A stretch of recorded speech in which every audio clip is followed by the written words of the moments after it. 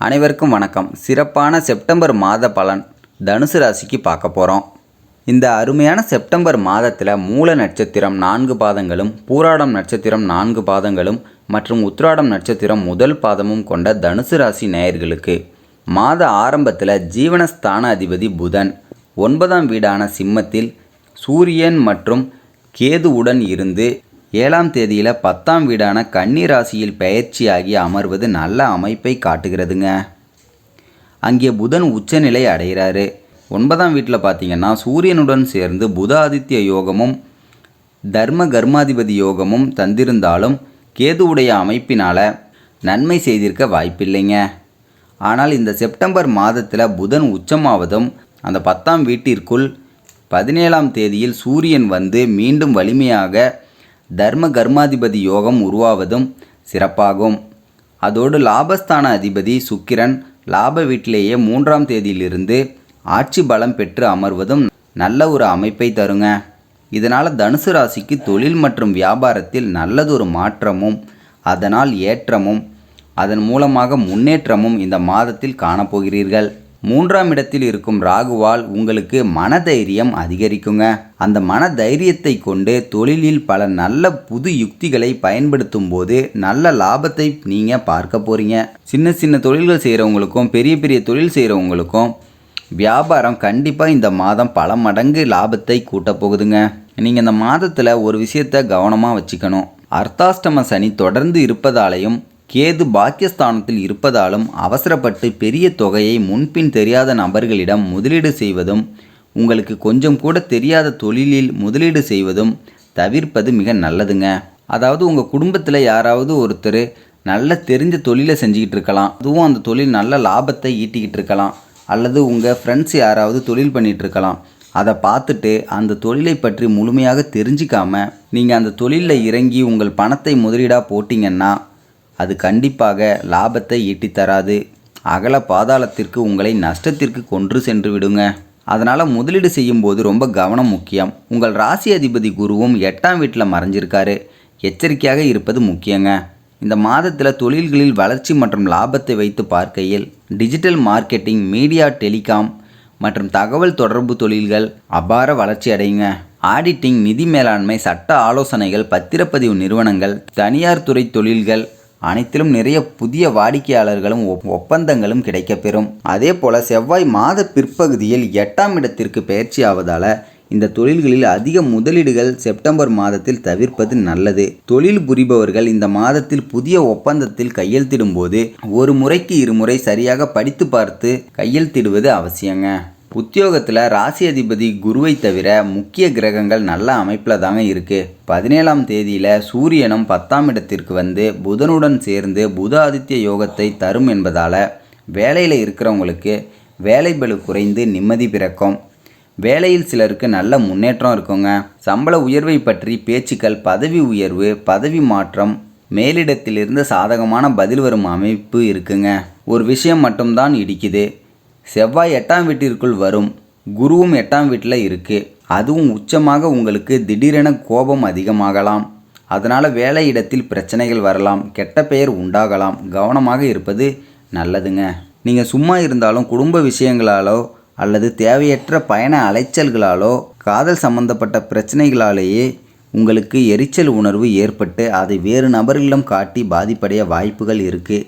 நீங்கள் செவனேன்னு சும்மா இருந்தாலுமே குடும்ப விஷயத்தாலேயோ அல்லது தேவையற்ற பயண அலைச்சலாலோ காதல் சம்பந்தப்பட்ட பிரச்சனையாலேயோ உங்களுக்கு எரிச்சல் உணர்வு அதிகரித்து எரிச்சல் ஏற்பட்டு அதை வேறு நபர்களிடம் காட்டி பாதிப்படைய உங்களுக்கு அதிக வாய்ப்புகள் இருக்குங்க. அப்பப்போ நீங்களே உங்களை அமைதிப்படுத்திக்கிறது உங்களுக்கு நல்லது. வேலையில் முன்னேற்றம் இருக்கும். ஆனால் இந்த மாதிரி விஷயத்தில் அது பாதிக்கப்படாமல் பார்த்துப்பது நல்லதுங்க. புது வேலை தேடுறவங்களுக்கு, ஏற்கனவே அப்ளை பண்ணி இருக்கிறவங்களுக்கும் இந்த மாதம் ஆஃபர் லெட்டர் கிடைக்க அதிக வாய்ப்புகள் இருக்குது. வெளிநாடு வேலை முயற்சிகள் ஒரு சிலருக்கு சாதகமாகும். பொருளாதாரம் என்று பார்க்கையில் இந்த மாதத்தில் 11ஆம் இடத்தில் சுக்கிரன் மற்றும் உச்சகுருவின் பார்வையால் பணப்புழக்கம் நன்றாகவே இருக்குங்க. நிலுவையில் இருந்த பழைய பாக்கிகள் வசூலாகும். வேலையோ அல்லது சொந்த தொழிலோ செய்கிறீர்கள் என்றால் அதன் மூலம் வருமானம் அதிகரிக்கும். வாடகை இடமோ அல்லது வீடோ வீட்டில் இருந்தால் சனி வக்ரமாக இருந்தாலும் குருவின் பார்வை இருப்பதால் வாடகை பணம் எளிதாக வசூலாகும். 4ஆம் வீட்டில் சனி இருப்பதால் தாயாருக்கு மருத்துவ செலவுகள் வரலாம். தாய்வழி உறவினரின் வீட்டில் விசேஷத்திற்கு சிறிய செலவுகள் உண்டாகலாம். வண்டி வாகனம், வீடு அல்லது சொத்து பராமரிப்பு செலவுகள் இருக்குங்க. இதை தவிர தனிப்பட்ட முறையில் உங்களுக்கென்று சில செலவுகளும் உண்டாகலாம். அது எப்போதும் உள்ள செலவுகளாக இல்லாமல் ஏதாவது புதியதாக உங்களுக்கென தேவையான பொருட்கள் வாங்குவதற்காக இருக்கலாம். அல்லது உங்களுக்கு வண்டி வாகனங்கள் வாங்க வேண்டும் என்ற எண்ணங்கள் கூட. குடும்பம் சார்ந்த விஷயங்களில் 2ஆம் அதிபதி சனி வக்ரமாக 4ஆம் வீட்டில் இருக்காரு. குடும்ப வாழ்க்கை அமைதியாக இருக்கும். அது உங்களுக்கு நிம்மதியை தரும். 5ஆம் அதிபதி செவ்வாய் என்பதால் 8ஆம் வீட்டில் மறைவதும் அங்கே ராசிநாதன் குருவும் இருப்பதால் உங்கள் குழந்தைகளுடன் அதிக வாக்குவாதங்கள் வரலாம் அல்லது அவர்களுக்கு ஆரோக்கிய பாதிப்புகள் ஏற்படலாம். கவனமாக இருப்பது நல்லதுங்க. 3இல் ராகு இருப்பதால் உங்களுக்கும் உங்கள் இளைய சகோதர சகோதரிகளுக்கும் இடையில் உள்ள உறவுகள் பலப்படும். பரஸ்பர புரிதல் உண்டாகும்.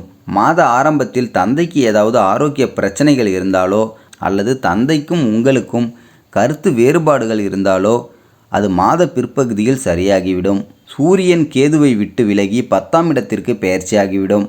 திருமண பந்தத்தை பார்க்கும்பொழுது செவ்வாய் செப்டம்பர் மாதம் 18ஆம் தேதி வரையில் 7ஆம் வீடான மிதுனத்தில் பகையாக இருக்கும் என்பதால் கணவன் மனைவி இடையே விவாதங்கள் அடிக்கடி வரலாம்.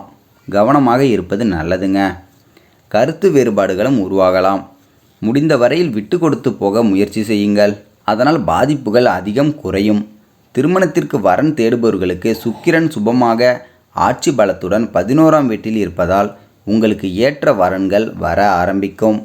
சிலருக்கு நிச்சயதார்த்தம் போன்ற நல்ல நிகழ்ச்சியும் நடைபெறும். புதிதாக வரன் தேட ஆரம்பிக்கவும் இந்த மாதம் சிறப்பாகவே இருக்குங்க. குழந்தை பாக்கியத்திற்கு என்று பார்க்கும்போது இந்த மாதத்தில் 5ஆம் அதிபதி செவ்வாய் 7ஆம் வீட்டில் பகையாகவும் மாத பிற்பகுதியில் அஷ்டமத்தில் நீச்சமாகவும் இருப்பதால் கோச்சாரத்தில் சாதகமான அமைப்பு எதுவும் இல்லை. அதனால் உங்கள் சுய ஜாதகத்தில் நல்ல அமைப்பு இருந்தால் மட்டுமே முயற்சி செய்யுங்கள்.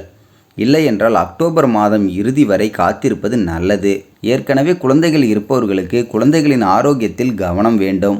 குழந்தைகள் படிப்பின் மீது நாட்டம் குறையலாம். உங்களுக்கும் அவர்களுக்கும் உள்ள உறவுகளில் சிறு பாதிப்புகள் வரலாம். கவனமாக இருப்பது நல்லதுங்க. காதலிக்கும் தனுசு ராசி நேயர்கள் இந்த மாதம் உங்கள் பார்ட்னர் கிட்ட ரொம்ப பொறுமையாக நிதானமாக பேசி பழகுவது நல்லது. காதலில் இந்த மாதம் நிறைய முரண்பாடுகள், பிரச்சனைகள், கருத்து மோதல்கள், அதனால் சண்டைகள் வருவது போலத்தான் காட்டுகிறது. புதுசாக காதல் சொல்ல நினைக்கிறவங்க அக்டோபர் மாதம் முடிந்த பிறகு உங்கள் விருப்பத்தை பார்ட்னரிடம் சொல்வது நல்லது. அடுத்தது மாணவர்களுக்கு பள்ளியில் 8ஆம் வகுப்பு வரை படிக்கும் குழந்தைகளுக்கு சற்று சிரமங்கள் இருக்கலாம். விளையாட்டுத்தனத்தினாலோ அல்லது ஆரோக்கிய குறைவாலோ இந்த மாதம் படிப்பில் கவனம் குறையும். அதுவே மேல் படிப்பு படிக்கும் மாணவர்கள், ஆராய்ச்சி கல்வி படிக்கும் மாணவர்கள் மற்றும் அரசாங்க மேல் படிப்புக்கு போட்டித் தேர்வுகளுக்கும் தயாராகும் மாணவர்களுக்கு புதன் உச்சமடைவதால் நினைவாற்றலும் ஆர்வமும் அதிகரிக்கும். பரீட்சை ஏதேனும் இருந்தால் வெற்றியை பெறுவீங்க. ஆரோக்கியத்தை பொறுத்தவரையில் இந்த மாதம் கவனமாக இருப்பது நல்லது. குருவும் செவ்வாயும் 8ஆம் வீட்டில் இருப்பதாலும் 9இல் கேது இருப்பதாலும் எதிர்ப்பாற்றல் குறைபாடுகள், வாயு தொல்லை, வயிற்று வலி, உஷ்ணத்தால் செரிமான கோளாறுகள், கைகளில் குளைச்சல் இது போன்ற பாதிப்புகள் வரலாம். அப்படி பாதிப்புகள் வந்தால் உடனே நல்ல மருத்துவரை சந்தித்து சரி செய்து கொள்வது நல்லதுங்க. பெரிய வண்டிகளில் பயணம் செய்யும்போது கவனத்துடன் பயணம் செய்வது நல்லது. நீங்கள் இந்த மாதத்தில் வணங்க வேண்டிய தெய்வங்கள்னு பார்த்தீங்கன்னா ராஜ அலங்காரத்தில் உள்ள முருகப்பெருமானை தினந்தோறும் வழிபட்டு வருவதும், செவ்வாய்க்கிழமைகளில் முருகனுக்கும் விநாயகருக்கும் சேர்த்து பூஜை செய்து வருவதும் உங்களுக்கு வரக்கூடிய தீய வினைகளை நீக்கும். அதே போல் ஏழை எளியோருக்கு உணவு தானம் செய்வது இன்னும் சிறப்புங்க. இந்த தனுசு ராசிக்காரர்களாகிய உங்களுக்கு இந்த செப்டம்பர் மாதம் மிக சிறப்பான மாதமாகவே இருக்குங்க. இந்த வீடியோ உங்களுக்கு பிடிச்சிருந்தால் லைக் பண்ணுங்கள், ஷேர் பண்ணுங்கள்.